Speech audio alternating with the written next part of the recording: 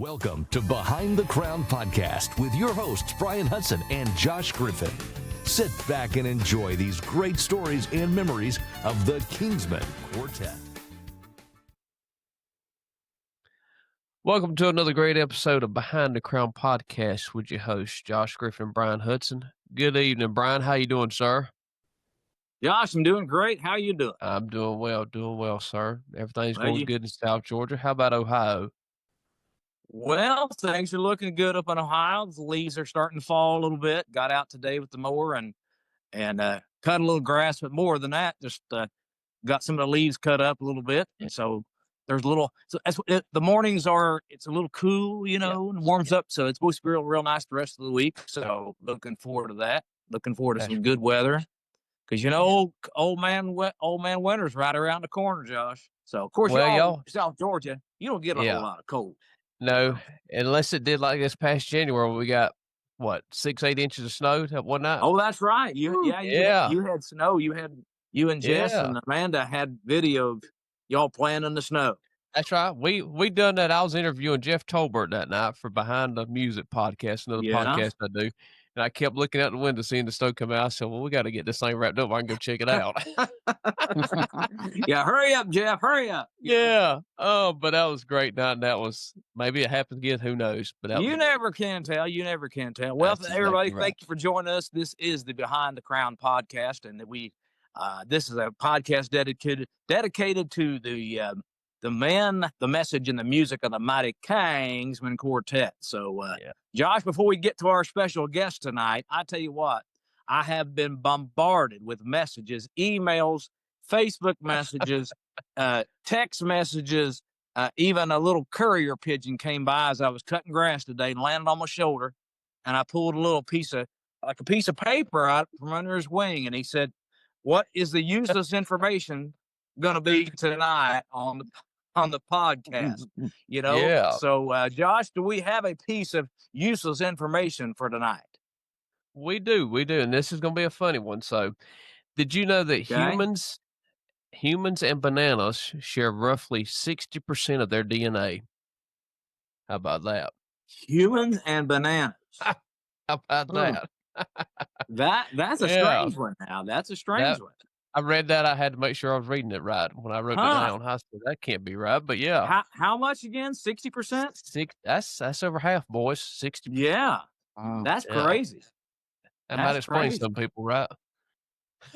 Well, while we're talking about bananas, I did call Dean Reese a few weeks ago, and because I'd heard this little joke one of my granddaughters told me, and I thought he'd like it. I said, "Hey, cousin," I said, "how come the banana had to go to the doctor?"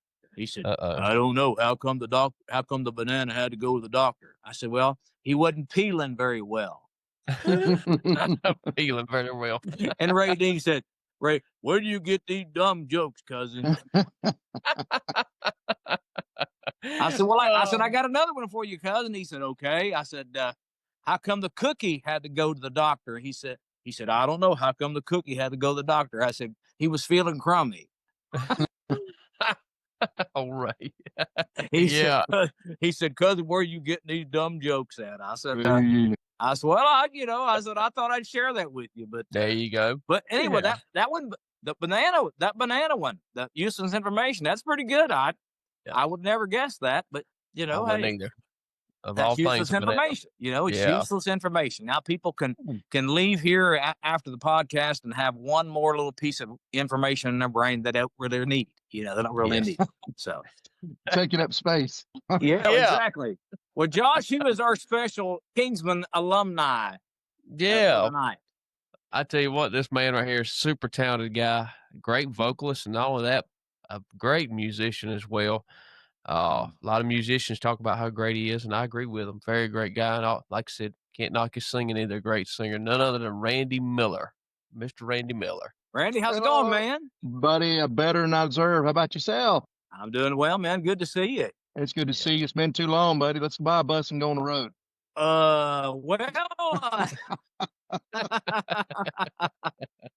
Man, it is good to see you. I will be honest with you. I was thinking about today as we getting ready for the podcast.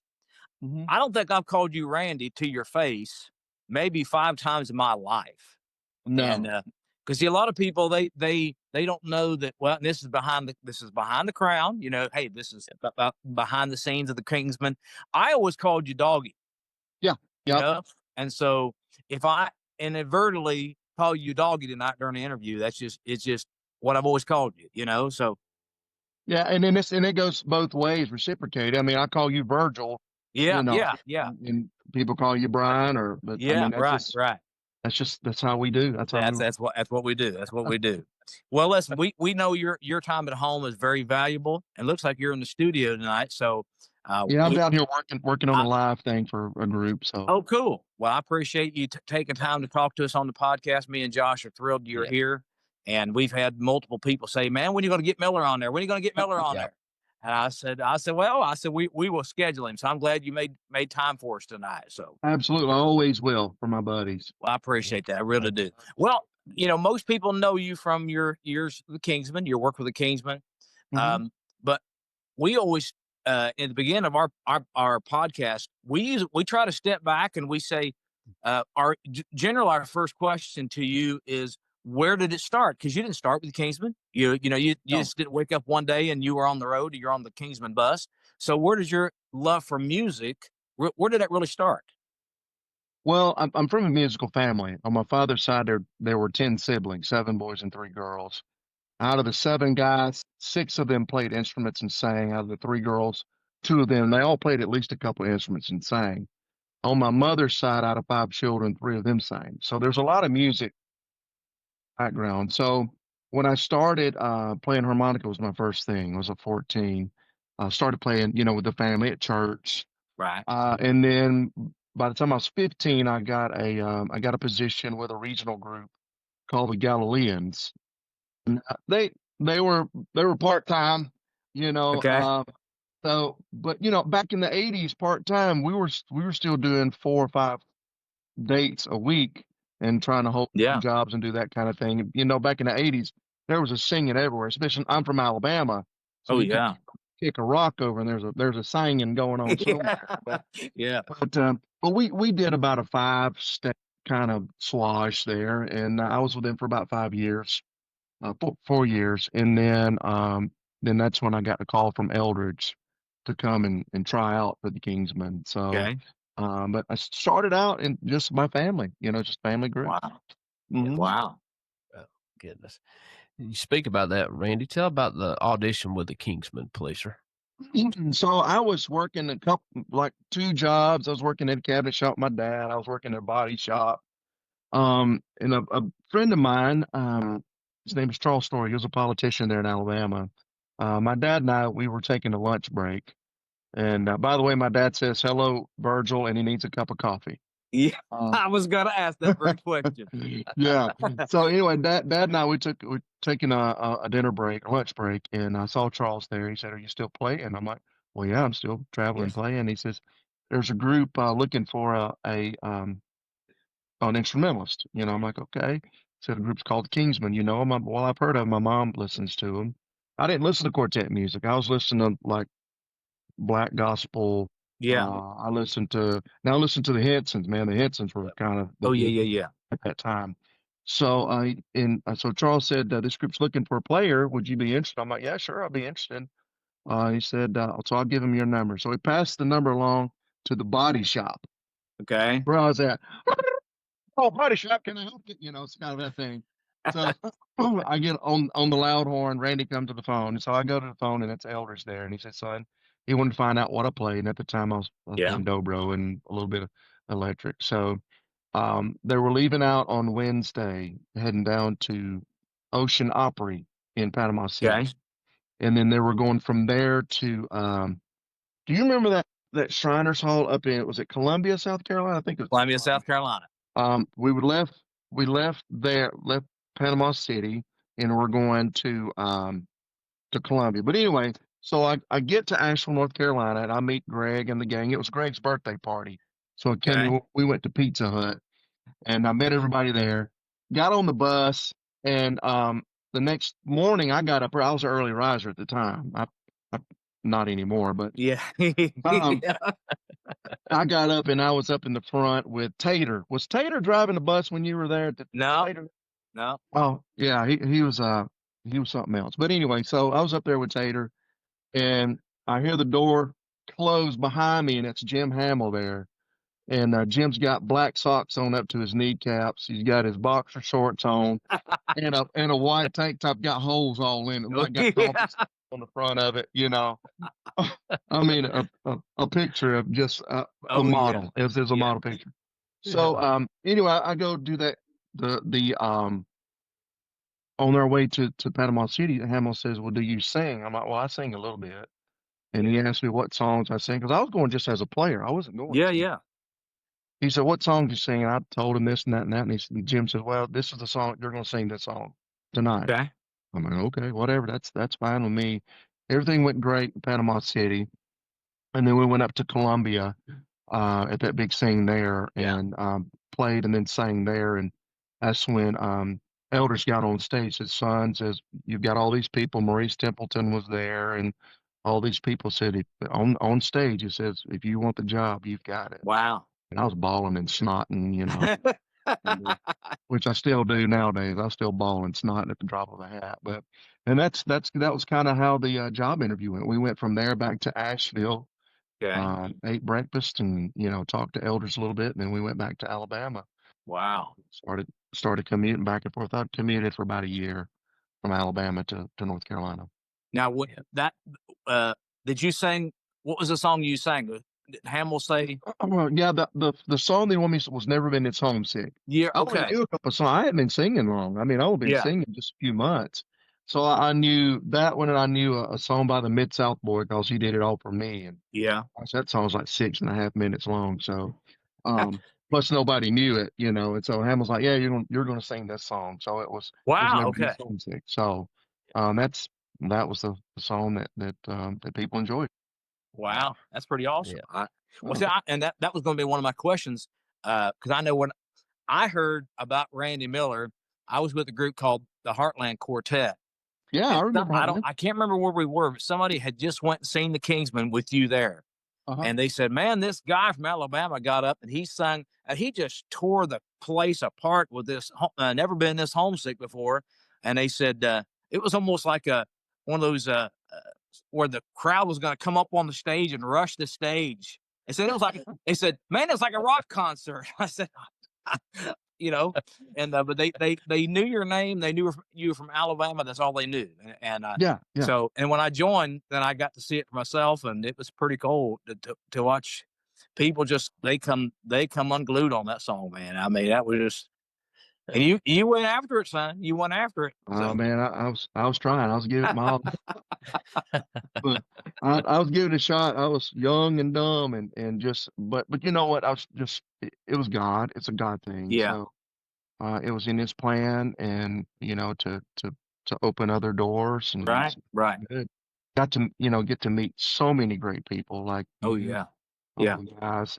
And I know you just did that 70-year. Were you there for the 70-year thing in Well, Asheville? they're having that next year. They're having that Kingsmen are celebrating 70 years, and this past week, at this taping, that's when some of the guys got together, and not everybody could be there. I wish you had been there, and wish you could have made it. Wish I could have. And it was really fun to see everybody, the guys that were there. We laughed and cut up more than we did anything else. You know how we are, So, oh yeah. You got 98% cutting up, 2% getting work. Oh, it is. It's we've always been a brotherhood, and we always will be, and that's what I love about the Kingsmen. And we weren't just guys we traveled with. We were brothers. Absolutely, and still are. Oh yeah, absolutely. After all these years, you can still call me, and I'll be in Indiana. Right. Are you in Indiana or Ohio? Ohio. Ohio. I'm not far from Indiana. I'm about an hour away. So.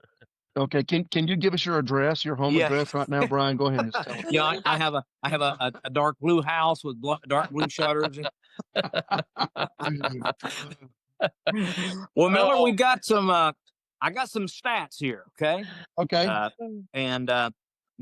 This is not counting table projects, because back in the day when you and I were there, every year we did like a 3 for 10, budget thing, and so these are just I think these are just mainline albums. So here we go. Okay. you joined in 93. Is that correct? Yeah, March of 93. March of 93. Okay. You recorded New Life in 93. The Kingsmen Band did a CD in 93. Yep. You did Riding High in 94.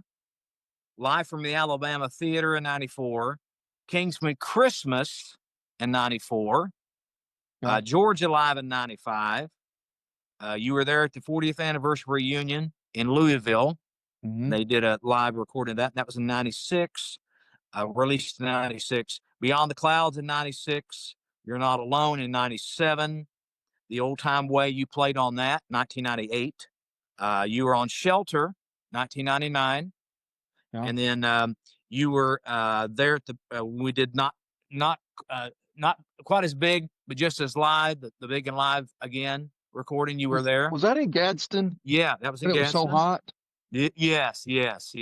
Oh man. That's whatever all the guys that were there. We don't remember anything else, but it was so hot. So I remember that was in 99. Yeah, I had these pants on that had 2 layers. You know, I had like the silk lining on the inside. Yeah. I sweated through the silk. I sweated through the pants. In my kneecaps. My kneecaps were wet. Oh yeah, man. It was. Yeah, I remember I had like a colored shirt on. What we had, it was a 3-piece suit that we had on. Yeah. And the 3-piece suit, the color of the tie bled onto my shirt. It was so hot and it ruined the shirt. It was a permanent stain on the shirt. And was that the gold tie? It was a gold tie. Yeah, it was a gold tie, and it bled through the shirt, and it was forever stained, and just it went in the dumpster. There was no saving it. Man, all of my Kingsman clothes are in the dumpster because they fit me like wetsuits. Now I can get in them. I'd have to have a tire tool to get in them. Oh yeah, you had to retire. But oh man! But while you were there, from 93 to 97, you guys won favorite band every year while you were there. And yeah. So 93, 97, I think Karen Peck. I can't remember. I've slept since then, but I think Karen Peck's band won it one year from. This was 93 to 99. Okay. But I think they got it somewhere like 98 or something. And they were a great band too. I mean, they really were. They were a great bunch of great players. Great players. They were. Yes, sir. Randy, let me ask you this. Other than Never Been This Homesick Before, was there another favorite song, I guess you say, that you might have sang with the Kingsmen? I really enjoyed the Itsy Bitsy Spider when everybody got involved and they did the little spider things with their hands like this. You know, I enjoyed singing a song called Some Things Never Change. Yes. Yeah, it's good. That was on like a 3-for-pack, wasn't it? Or was no, it was on the New Life. I'm thinking. Okay. Yeah. I enjoyed singing that song. It just kind of had a groove to it. Yeah. I don't sing it anymore. I don't sing I'm singing any Kingsman stuff, and I really need to get back to some of that, you know. Yeah. Some of that legacy stuff and heritage thing. That would be good. Yeah, definitely.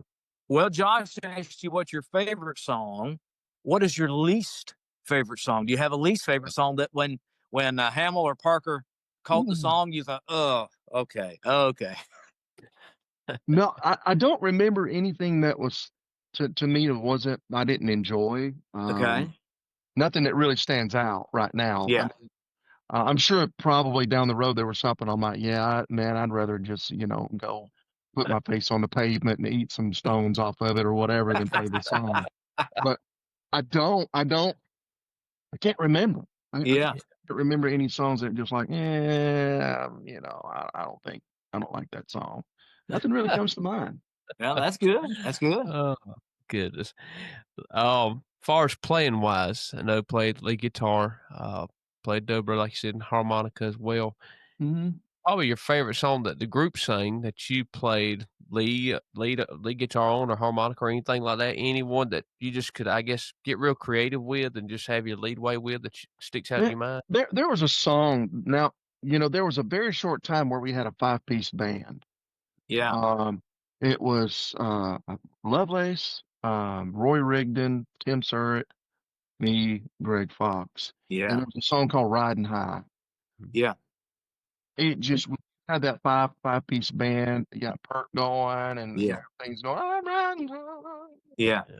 It just had a, I don't know, it just had a drive to it. Yeah.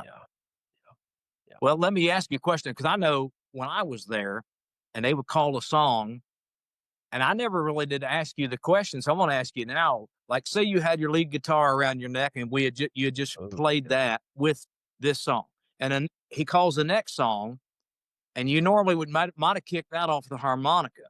Yeah. Would you just keep the guitar and not grab the harmonica, or just kick it off of the guitar instead of, if you didn't have time to grab the harmonica? Well, I always had two harps, like after the song, stab, I've got two harps in my hand just in case he called one of the two songs, because we never really had a set list. No. So we just had to be ready. So I was ready, kind of feeling the flow of how the concert was. Right. I'm like, yeah, this is probably going to be maybe the next song he calls. So I've got guitar ready or two different harps ready. You just had to be kind of ready. You had to be ready as best you could. Yeah, three tunes, and you've got click, click, click, and you've got 3 clicks before you got to be kicking something on. Oh yeah. Wow. Or you get reprimanded. Oh yeah, and a lot of people don't realize when they called the song, you were expected to be listening to what that song was, what he called, and so you're always looking toward either Parker or Hamill, who is calling the program, of what they're going to call, and you better be listening, you better be paying attention, because like Absolutely. you said, they'll call you out. Hamill would call you out in front of 10,000 people. He didn't care. If you didn't get it right. I remember, were you there when Randy, there was a guy named Randy Matthews there, and he missed it, and Hamill got mad, but it was all, but Hamill was he was a gem to work with, but he also expected you got that 1, 2, 3 clicks, and you better be doing it right by the time that third click happens. Right. Yeah. So Exactly. you had on your toes. Oh yeah. You constantly had to watch the MC and know what's going on there, and to kind of have a little bit of insight and be intuitive about what possibly might take place on the next song. That's true.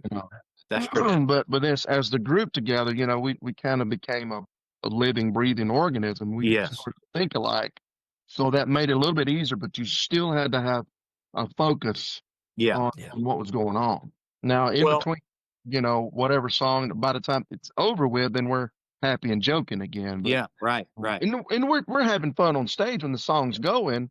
But it's that small window in between songs, you had to be laser focused as what's going to be coming up next. Mm-hmm. And what I loved about our time with the Kingsmen, we were a unit. I mean, just like you said, we were a unit where, there might have been 9 guys or 8 guys or 7 guys on the stage, but we're all pulling for one another. And I'm thankful that years that you and I were there, we were a team, we were a unit. And I said on an earlier episode that we didn't care who was batting as long as we hit a home run. That was what we were pulling for each other. And there was groups out there that probably still out there traveling that they didn't always get along. They were some of them didn't really like each other. The fans didn't know that. Yeah, but it's all behind the scenes stuff. Right, but I'm thankful that all the Kingsmen, at least the ones I traveled, we all got along. We were friends, and we pulled for one another. Yeah, there was no. I heard a guy put it this way: starheads. There, we're all about each other, and we're lifting each other. There's no, big eyes, little U's kind of thing. Right. We're there as the unit, and we played as a unit and we sang as a unit. That's very true. So, and if somebody was struggling, we try to take up the take up the slack. Yeah. Yes. And we did. And there was, I know a couple times that you had to jump up there and sing tenor. Our tenors were having trouble, and they said, "Miller, come up here," and you jumped up there and sang tenor. So you did what we had to do. Just did what we had to do to make it happen, make it work. Yeah, make it work. Oh yeah. Tell us about the Slaughter Pen Quartet. Yeah. You remember the Slaughter Pen Quartet? No, tell me. You tell me about it. Slaughter Pen Quartet. The Slaughter Pen Quartet was the bluegrass quartet. You and Tim Surratt. Oh, is that what they were called? Tim yeah. You guys. Yeah. I thought you guys. Yeah, you guys had an official name. It was a Slaughter Pen Quartet. Well, man, I take Lipitor and wear glasses. I don't remember anything now. I don't even know. I've got one sock on right now and have no idea where the other one is. Oh man, that's good. Yeah, it was great. I mean, to be able to do bluegrass, and I'll be honest with you, my grandfather listened to a lot of bluegrass music, and he worked outside. He built swings like porch stuff, and he had a little shop, and he lived right up on the hill from where we were, but maybe, I don't know, 75 yards. And so he'd open up the doors of his pickup truck, and he'd be out, making something, doing basket. He did fish baskets and stuff. He was a big outdoorsman. And he had that, and I think he must have gone to pawn shops or flea markets and got those 8-track cassettes. Because there's good music and there's bad music, no matter what genre you're playing. Yeah. You have good people. And I think he may have got like local talent that was just absolutely horrible. And he played it through a little speaker like this big at 6,000 with 6,000 watts behind it. And it would make your ears bleed. So I didn't like bluegrass music, until I got with the Kingsmen, and then Surrett introduced me to good bluegrass. Yeah. And now I'm related to Bill Monroe on my mother's side. I did not know that. Yeah, that's on my mother's side of a relation there. I came up out of Kentucky down to North Carolina, migrated down. But I didn't like bluegrass music. I couldn't stand it until, I got there and heard good bluegrass music. And bluegrass it takes a real player to play that. Well, I've noticed with bluegrass, they normally sing well, but they don't play well, or they play well and they don't sing well. So when you get a bluegrass group that can do both, that's to me that's rare, Yeah. But when the Kingsmen, Hamill or Parker would give the bluegrass group, you guys, a song every night, it was so cool because it was totally different. It was a step back away from the quartet, the low bass, and they either have Tim Lovelace playing or Randy Matthews singing, and you and Greg and Tim Surrett would sing. Man, you guys did The Wicked Path of Sin, Beautiful Star of Bethlehem, and it was cool to me. It was cool because and you have that bluegrass tenor tone, so it was great. And it was a break from like the quartet Southern gospel. It was a whole new genre that went into it. I think the Kingsmen were pretty eclectic when it came to what genres of music that we could actually do. But that was definitely one of them that I enjoyed learning and just kind of embracing bluegrass music.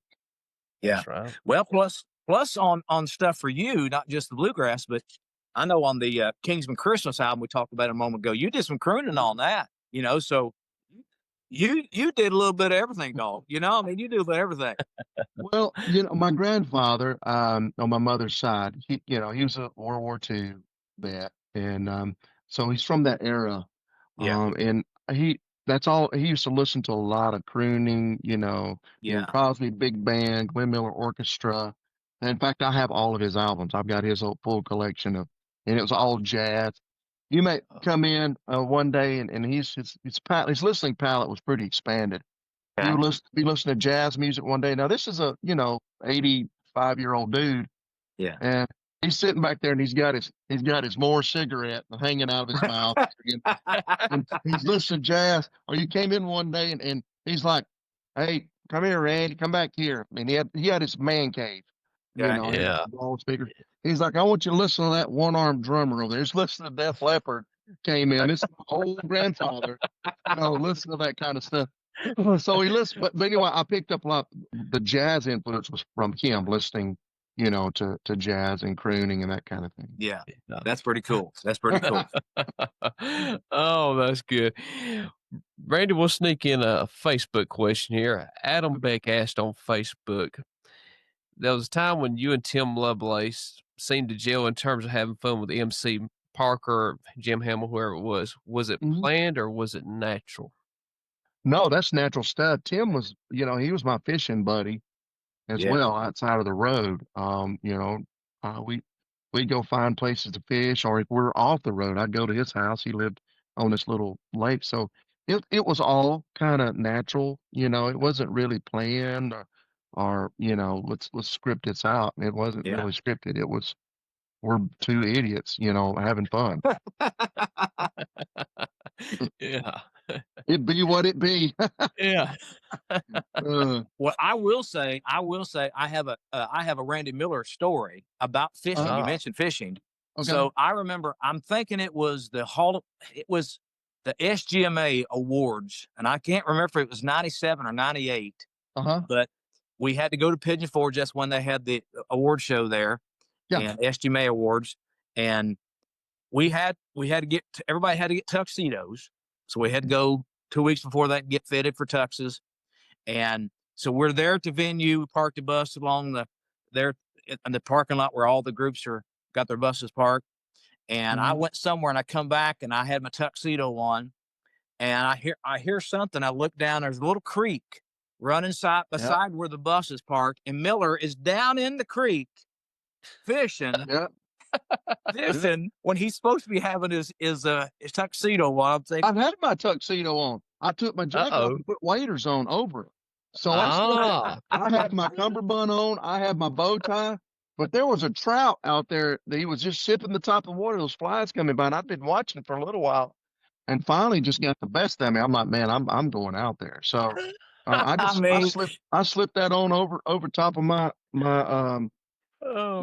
tuxedo and went out there, and I caught him too. I caught that fish. See, I'm a country boy through and through. You can take the man out of the country, but he puts his waders on over top of his tuxedo and jumps in the creek. I'm thinking, I wish back in those, of course we didn't have cell phones back in those days, but I'd have caught a picture of that, sure enough, because I thought nobody's going to believe me that he was out fishing in a tuxedo. To a black tie affair, and here I'm out there, just, the Alabama boys coming out at me. That's right. You can't help it. You can't help it.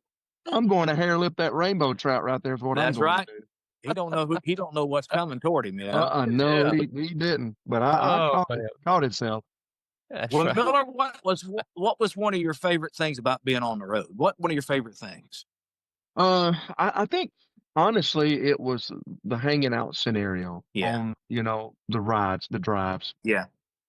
To and from venues, and the music was great, and meeting people was great. Right. But the just hanging with my brothers. Yeah. And practical jokes. That kind of stuff was fun. But to me that was my favorite because it was personal. It's a lot more personal. The music was great, and it was hard to when you're looking at the masses, it was hard to connect to one person or whatever. Right. But on the bus, we're connecting with each other, and there's family, and it's still family. I mean, you guys were my brothers. I mean, I was with you guys more than I was with my family in Alabama. Yeah, very true. Very true. But that was probably one of my favorite things. What about you? What was your favorite? Probably the same thing. Same thing. Of course, I enjoyed the hour or 2 hours that we were actually singing or actually playing music. I enjoyed that, but I enjoyed being with the guys. You guys were. I had one earthly brother, but you guys were like brothers to me. And like I said earlier, man, we pulled for each other. We pulled for each other, and because a lot of people don't realize the bus would park during the day. We get a hotel every day. The bus would park, and we wouldn't leave and go to a restaurant. We would leave and go to the venue to go set up. So whatever was around us to eat, that's where we went. That's what we had, And you either, there might be something around, there might be food down a mile down the road. We had to walk it. Yeah, we hump it, and we walk down, and we didn't have GPS on our cell phones, so we would ask, hey, is there food around here anywhere? And the hotel people might say, oh yeah, a mile down the road or whatever. I said all that to say we would go eat together. Not only did we play music and sing together, we ate together. Buses broke down, we were together. We had to figure out how to get, we just lived life together, and I think that's what really brought us closer, Yes. Oh yeah. You just said bus breaking down together, which brings me to this. Yeah. I built my first diesel bus engine when I was 15. I worked on buses because Yeah. I toured with the group Yeah. that I was with. Yeah. So I knew how to work on buses, from the engines to the steering Yes. systems to the brakes. Never once did I tell anybody that I knew. Smart Yeah. man. Because as you're telling that, I'm thinking, I don't remember you throwing No, under the sir. bus. No, sir. A fella told me that was Charles' story. He said, "Son," Okay. he said, I know you can work on engines, and I know you built buses and Yeah. that kind of thing." He says, "You better not tell anybody because you're going to be under that bus the whole time you're on the road." So And you would have been under that gray bus. You'd have been under there every weekend, all the time, yeah, all the all the time. time, So I'm like, no, constantly having breakdowns. like, anybody know how to work on an engine? Me no speak English. Oh man. It's a serious moment here. Do you feel like you need to apologize to Greg Fox while we got you here for that? No, I'm just kidding. No, we're good. We're good. I love You know, Keith. We're good. Oh, oh that's great. goodness. That's great. Well, since Brian asked you about that, what was your least favorite thing about life on the road? I know bus breakdowns, but anything else comes to mind? Sometimes just being gone, Yeah. 260, 270 days Yeah. out on the road, that got to be a Yeah. lot, you know. And being in a confined area like that, it's hard to stay positive and happy if you're broken down. You've been on a bus, you've been gone out for 18 Yeah. days, came home 2 days, go out for 23 days. There's a Right. stress that comes with that. Yeah. And I think it's the sheer amount of dates that we did may have been Yeah. like my least favorite part of it. Yeah.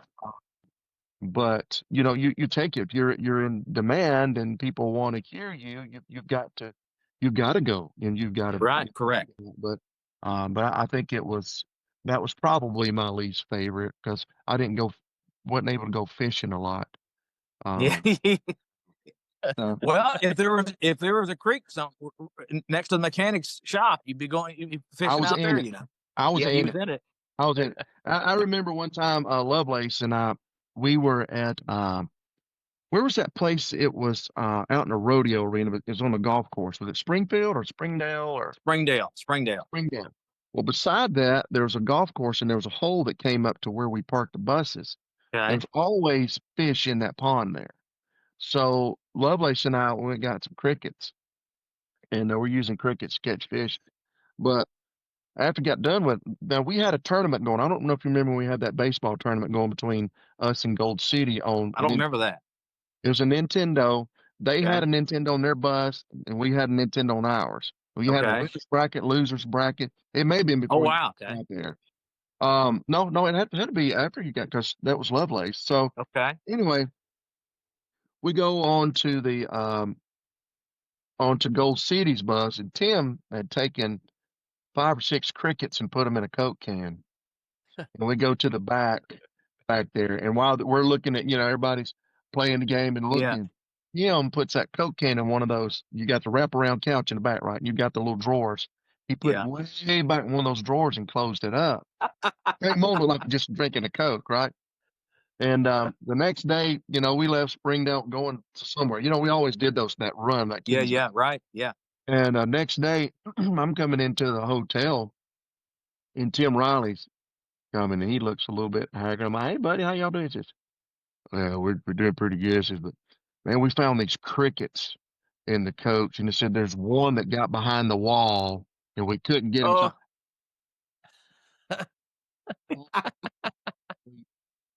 Eddie didn't get any kind of sleep. So, Oh.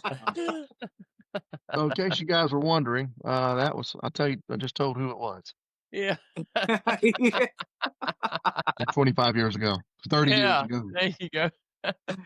That's great. Yeah. Oh man. They.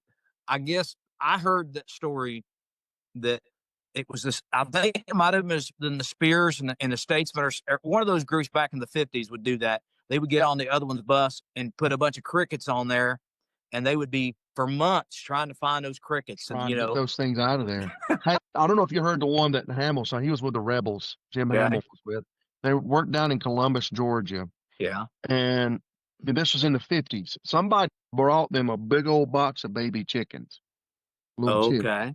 And they got this big cardboard box full of chickens. and they go back to pick the driver up, and they're like, that box of chickens on the front of their 4104, and like, this is just the beginning of the tour. What are we going to do with a bunch of chickens? Yeah. So somebody took those chickens, dumped them out in the elevator, and hit every floor. Oh no! This is like midnight, 1 o'clock in the morning. The elevator go up to the second floor, open up, a few chickens come out. Close up, walk to the first floor, open up, a few chickens. So there were chickens all over that hotel. Oh man. That is hilarious, man. That is hilarious. Oh, that's great. Oh, that's funny, man. Well, Randy, a question we always ask. Yeah. Kingsman fans were very loyal, and I'm Mhm. thankful they were loyal. They Oh, would yeah. drive. They would drive. You get people from Alabama would drive to Georgia. They would drive to Mississippi. They're very loyal and supported the group. But sometimes fans would say pretty funny or strange things to us. Mhm. So did you ever have a fan say something kind of funny or off the wall to you during your years? I did have a family that showed up at my house one time when I lived in Asheville. Yeah. Like 10 o'clock at night, knocked on the door. Hey, can we stay with you at your house? I'm like, Wow. what? How'd you find me? How'd you find my house? How'd you know where I'm at? So I put a tent out in the yard and let them stay there. So Hey, Good that Lord. actually happened to me in West Virginia. It was a family. It was a family that I had left the road. I was off the road with the Kingsmen, and I moved to West Virginia. I was a worship pastor up there. Well, you sang at the church 2 or 3 times, and I would. Somebody pulled up on our front driveway, and I went out there, and it was a family from Florida, and wow. they decided to come find me, and they found me. It was a mom and dad and 2 daughters, and I'm thinking, yeah, okay, Yeah.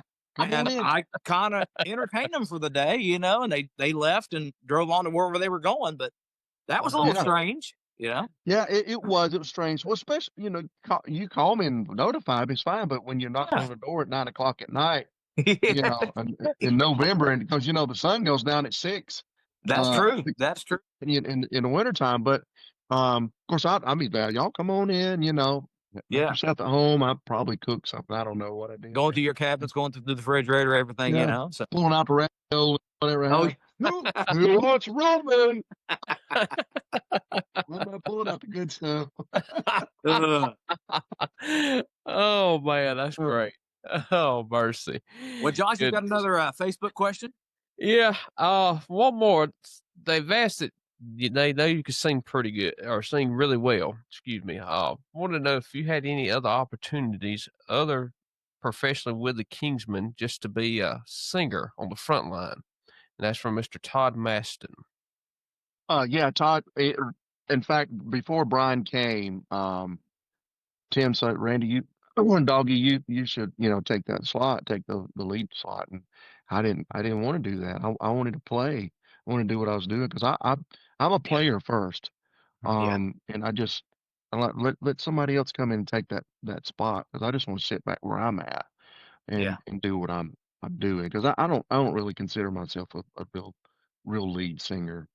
I sing, do what I do, but I'm not the kind of singer that they need, on that front line. Well, you talked about picking it, and you said you're a musician first, and you were included on most of every one of those jam sessions. Like the Quartet Convention will do a jam session every year, and you were like one of the main players on that. So if you could pick 3 musicians to kind of maybe just jam with for like a night, and it wouldn't have to necessarily be gospel. 3 musicians, who would you pick? Howard Levy is a harmonica player. That's one of my favorite players. I would say probably Victor Wooten, bass player guy. And I really enjoy. I've done a lot of sessions with this guy's name's Jason Webb. Great piano player. Incredible piano player. And the guys that I played with in the past, like Lovelace was great. Great keys player. Oh yeah. Keithy, Greg Fox, a great drummer, very soft guy. There's so many great players that have come through the ranks in Southern gospel. Joel Key. I do Oh, still I love Joel. do records with him and Yeah. do session work with him, and great players. Fabulous guys. Yeah. But there's so many that it's like, man, it's hard to put me. Right. Yeah, it's it'd be hard to pick to- just 2 or 3. Yeah. Yeah, it's like there's a whole bunch of. I'm gonna flip this thing upside down, so I'm gonna put this on a charger. I just Yeah. hit the 20% notice. So there we go. Yeah. Randy, let me ask you this: what musician and particular singers inspired you? Your singing and playing. I used to listen to a lot of Ray Charles, Stevie Wonder, basically blind people. I really like blind people. Um, All right. I mean, now that I think That's about what it, he it's said, like preacher. That's what he said. that's That's what right. I mean. When I just named off those two people, I'm like, well, what do they have common? They're both blind. Well, yeah.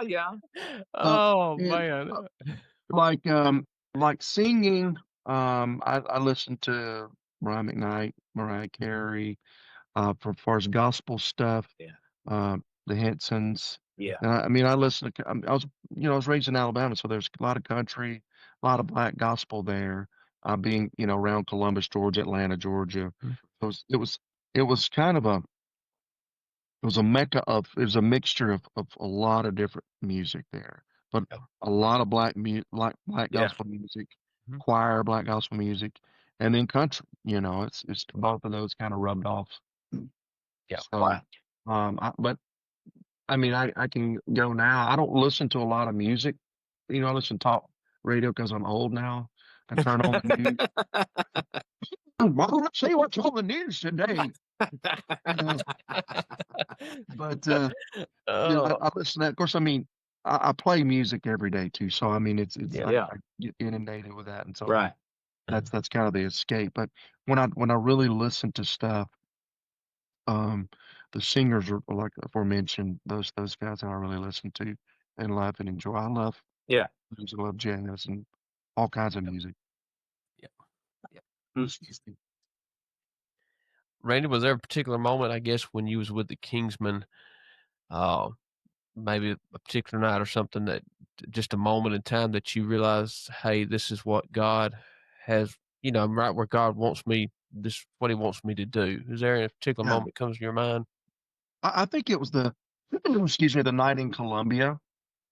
And it wasn't just about the singing part. It was, I just felt an anointing there, a Yeah.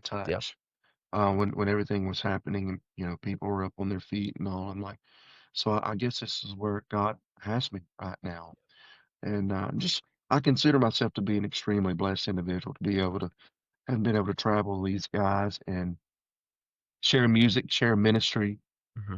Yeah. and be able to lift up the King of Kings and Lord of Lords, the Yes. one Right. that's given us the gift of Mhm. music. We all share that we're all gifted in the music, and God has given that to us with a purpose. And I felt like, that was at the time of my Lord.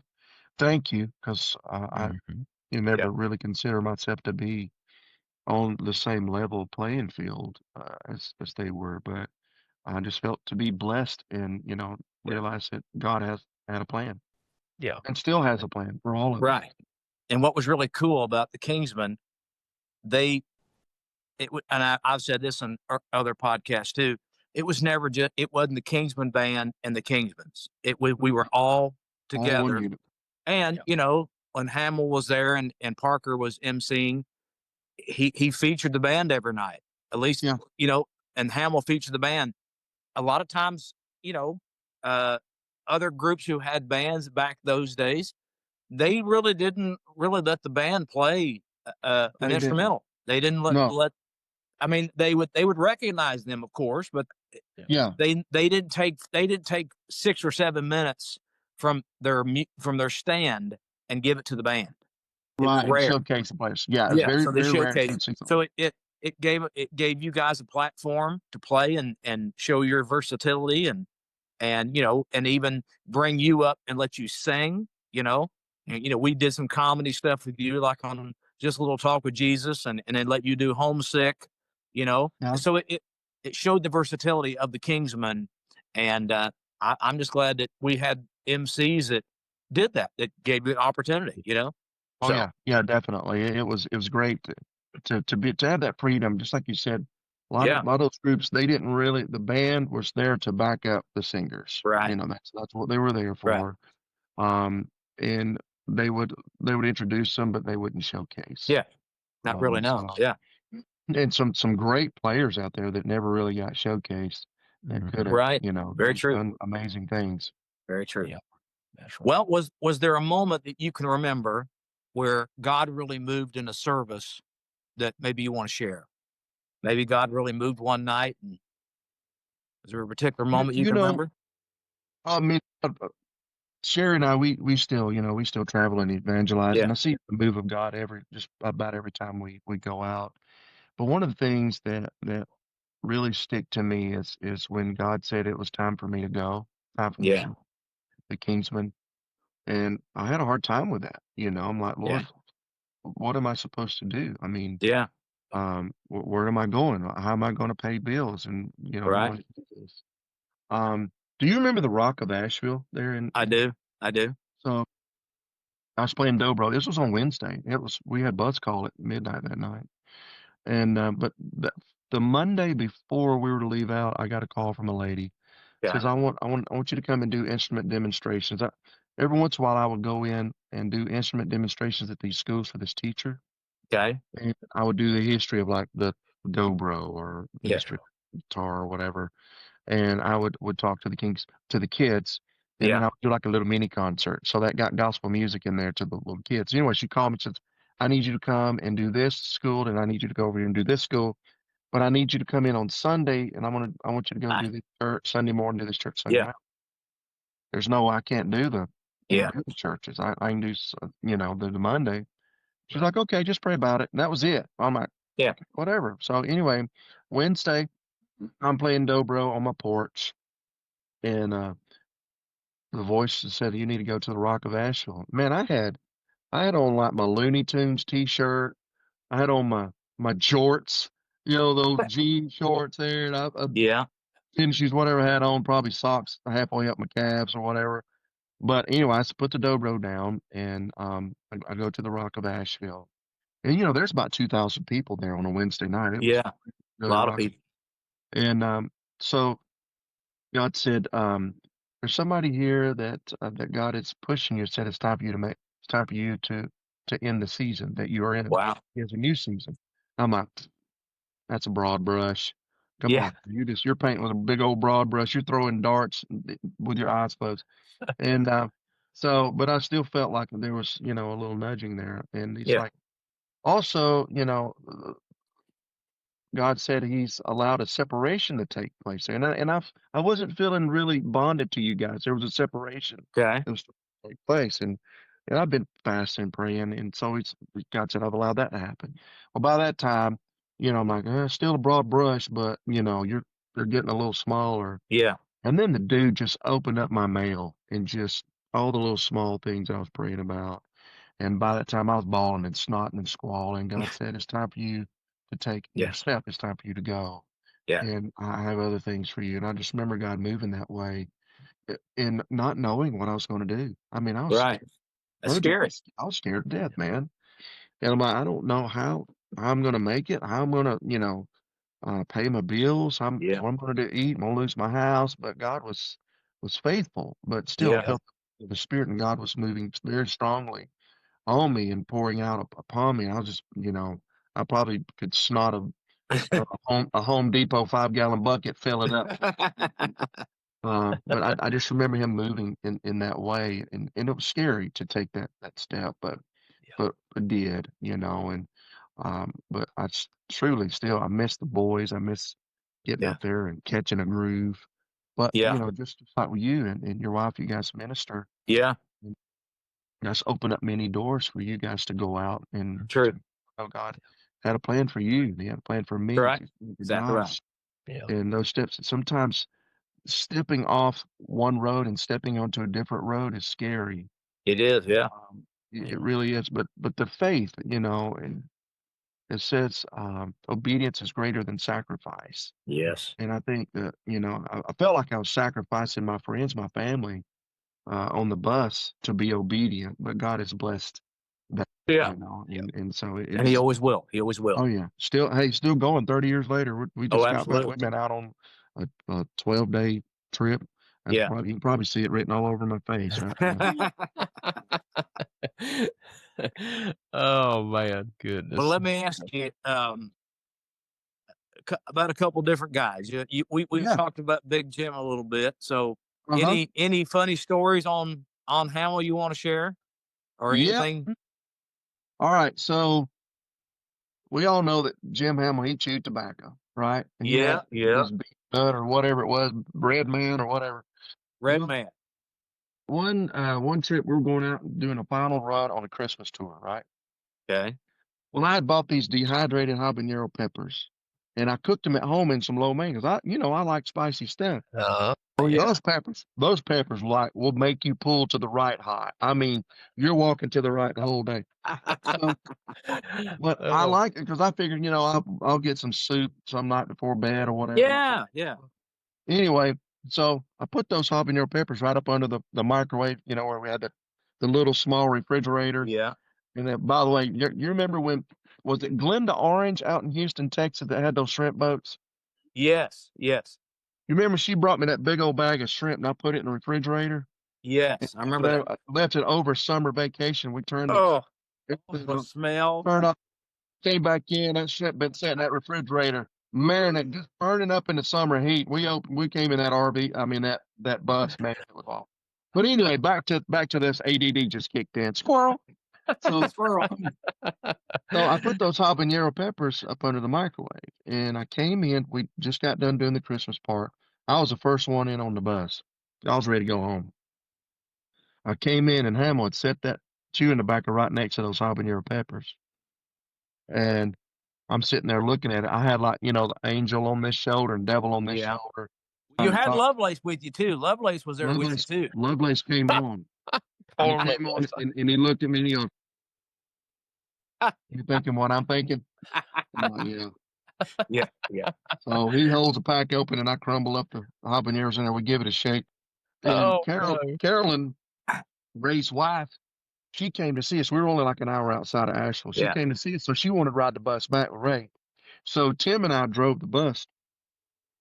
And this is only recalling from what Ray told us. He said, "Hey," said, "I was sitting there and Hamill was sitting on the couch. He was looking at the TV." He said he never looked off left or the right.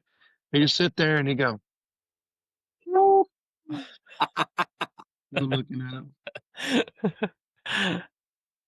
Oh, he said tears started streaming down his face. Ray said he never looked at me. He just kept looking at TV. He says, "I'm either going to kill a harp player or a piano player." Oh man, I was there when it happened. You were there. We were watching Hamill. We were watching him because we knew what had happened. And Lord, but he'd come off that couch. You know how bad his legs were. He'd come off that couch and he turned the sink on. He was trying to spit. He was trying to throw water on his face, on his mouth. And we were dying laughing. He salted my sheets when we came back from that trip. What? He put salt in my bunk, salted my sheets when we came back. He got me back a little bit. Well, what did he do to Tim Lovelace? Do you remember? Did he do anything to Tim Lovelace? I don't know if he did or not. I'm sure he probably did because he found out both of us. And we'll get you back one way or the other. How about Fox? How about Foxy? Anything funny or serious? Either one. Man, funny. I just remember, Eldridge wore a toupee. He wore glasses. He had dentures. And I just remember him coming on one day, and he had taken all of that off and out. And I got on the bus, and this little old man walked by and said, "Hey, son," and who's that guy that's on the bus? I didn't recognize him. Who is that guy? That's the guy that writes your checks. You might want to recognize who that is. I remember that. That's about the only thing I can call from Eldridge. Yeah. There, but yeah, he was a good boss. Oh man, he was. He was a good boss. His heart was such a big heart. Yeah, he did.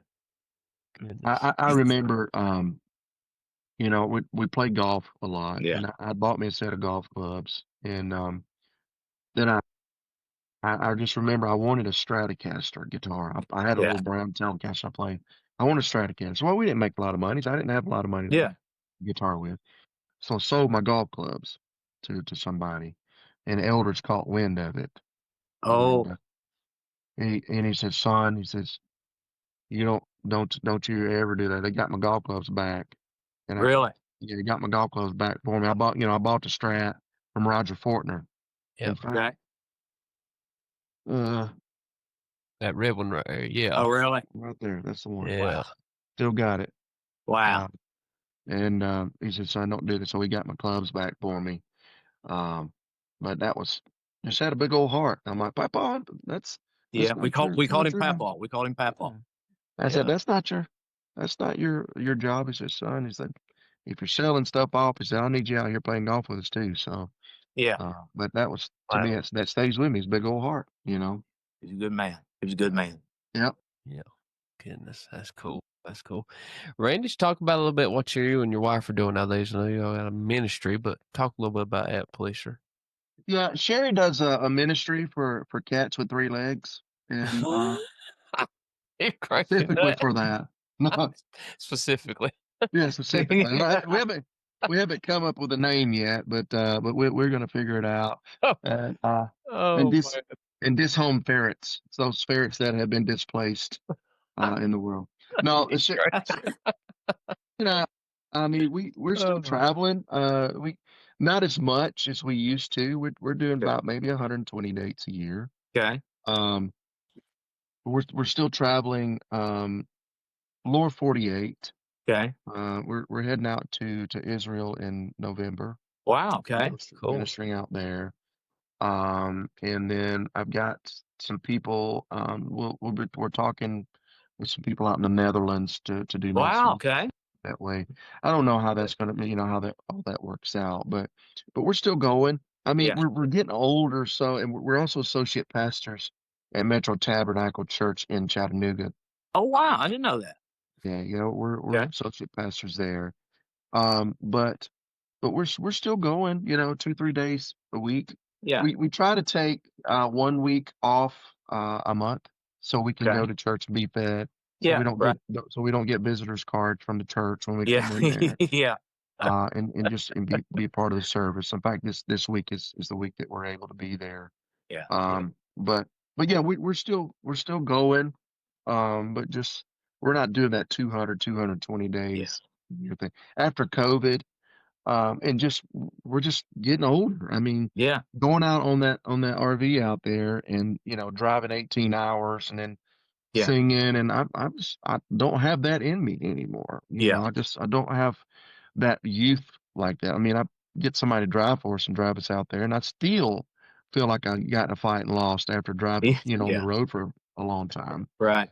But, but that's what we're doing. I mean, I speak as well. I'm a preacher.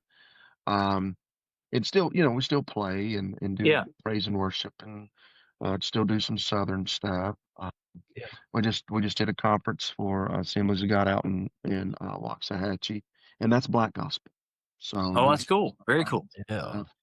then we go up to the Church of God to do the thing it was in Indiana. It was in Indianapolis, Yeah. and that's entirely different. It's praise and worship stuff, Yeah. that you do out there. So, but we still go, and I do a lot more speaking now than just music. Yep. Yeah. So God has opened that door. And look, it still comes out a lot of it comedy. I mean, I've still got idiot inside of me, and I've got a conversation with God about 5 years ago because I was trying to write serious songs, Yeah. and Virgil, I couldn't write anything serious. I'm like, Yeah. everything's coming out stupid. I'm like, Lord, why can't I write anything serious? And God said, I made you that way for such a time as this. When you Yeah. turn on the television, it's just gloom Oh, and yeah. doom. Everything's negative. People Oh, yeah. need to laugh. And so when I Yeah. preach, a lot of that just comes Yeah. out. And you can't help it. You can't I help it. mean, you put toothpaste in a toothpaste container. When you squeeze it, toothpaste comes out. When you Yeah. put idiotic in somebody, idiot's going to come out. Yeah. So, You can't help it. You just can't help it. can't You help can't it. help You squeeze me, that's what kind of idiot juice comes out. it. Oh man, Well, goodness, I that's have great. a funny story Uh-huh. about me and you, and I'm still not 100% sure I should tell it. No. But Sure. this is behind the crown. This is Yeah. behind the scenes. Yeah. So you and I were known to get occasionally in a wrestling match in a hotel, Yeah. Oh, you yeah. know? And I'll go on record and say Randy Miller is strong as an ox. Okay. At least he was about 96, 97, 98, 99 when we traveled together. And me and you were in a wrestling match. And Uh-huh. I will say, you never did pin me. I would not let you pin me, but you would get me in a hold. And this one particular time, you had me wrapped up like a spider, and I was in your web. I mean, you were the spider, I was the fly, or whatever. And I mean, I couldn't move my legs. I could not move my arms. And you're strong as an ox. And I couldn't, and then you went up and you put me in a headlock and you were holding me so hard on the head. I thought you were going to break my neck. I really Oh, think. Lord. And you kept saying, say give, say give, say give. And I wasn't going to say give. I'm saying, I'm not going to say it. I'm not going to say. And you had my head. I mean, I felt like, you were getting ready to crush one, a cantaloupe or something, and you had my head locked in. And I mean, I'm right there near your face. I'm right there. And you kept saying, say give, say give, say give. I couldn't move my arms. I couldn't move my hands. I couldn't move my legs. Yeah. And I remembered, now you'll have to remind me before I tell the rest of the story. If somebody touches your ear, your nose hurts, or somebody touches your nose, your ear hurts. Which one is it? It's both. You touch my ear, makes my nose hurt, or if you just go for my nose, it makes my ear. It's a sensory thing. Don't know what it is. Have no idea. Somebody would touch your nose or touch your ear, and you would grab the So I remember that. So here we are. We're locked in this, and you got my head, and I feel like you're going to crush my skull. You're going to crush my skull at any moment. The only thing I could do to get out of this hold. You remember what I did? I don't know. Here we go. You ready? Here we go.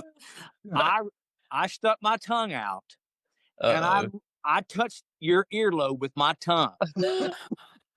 As soon as I did that, you let go of me. You ran in the bathroom, and he was dry heaving, Josh. He was dry heaving for the next 15 minutes. Good. I took my tongue and I touched him on the earlobe. He let go of me, and he ran in there, and I could hear him. Oh yeah.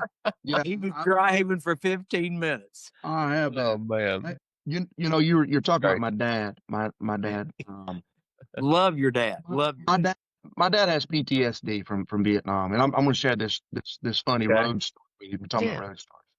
I was doing solo stuff. I was out in Broadus, Texas, or somewhere like that. Big church. It was me, Go City, and then like another group there. We're doing the old, bringing in the new year. Yeah. Well, the church, they turned all the lights off, right? And my dad's in the pew. He's already nervous as a lawnmower anyway. So, there's this guy that just kept getting up, and going back and forth while the lights are on. But once they turned the lights off, this guy got up and was walking by my dad, and he touched my dad's shoulder. Oh. And right when that happened, a mic cable popped. Now, this guy kind of wasn't, always going to the top elevator floor, Okay. My dad with his PTSD came up and just smacked that guy. And the guy just goes, they said he just slid down the wall. He said he went and sat down. Even after ringing the new year, that dude wasn't getting up, buddy. He went and sat down in his seat, never get back up. Oh, that's great, man. I loved it when your dad rode the bus with us. Of course, I love your mom and your dad both, but man, your dad, I love. You mentioned it right at the beginning of the episode about the coffee. Me and him drank a lot of coffee together, and they don't make them any better than Gary Miller. Let me tell you, I love your dad. Love your dad. Oh yeah, that 3-piece suit on and a ball cap. Well, and honestly, the truth was, back in those days, we had a bus full besides people riding the bus. So yeah. every now and then we would get there to leave Wednesday night, and like an extra person or 2 extra people, and thinking, oh man, come on, we don't have enough room now. We got a full bus, you know? Yeah. Yeah. And that was the reality of it. But Oh, whenever yeah. whenever your dad would ride, man, I loved it. He never got in the way.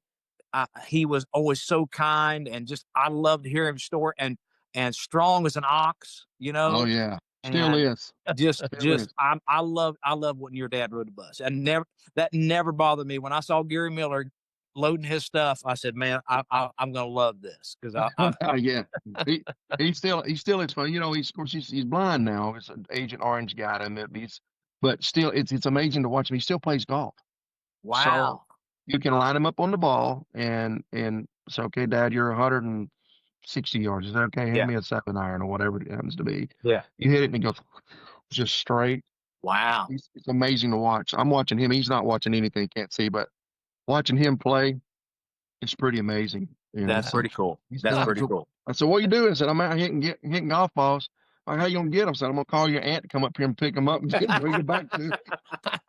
My mom's like, I ain't going out there. So you just get your dog or get you something. So wow, that's funny. Or That is hilarious. Calls a little kid out and pays him, you know, whatever. Yeah. Pick them up. No, but that just gives them something to do. That's but cool. I have another road story. This is Yeah. Yeah. We were going through areas like early spring, you know, and all the pollen's kicking up and everything, and I remember just kind of getting all in our chest, and Sherry's just had it all over her, and we went to sleep. I'm in a deep sleep. I'm in that REM. It's like your rapid eye movement sleep going on.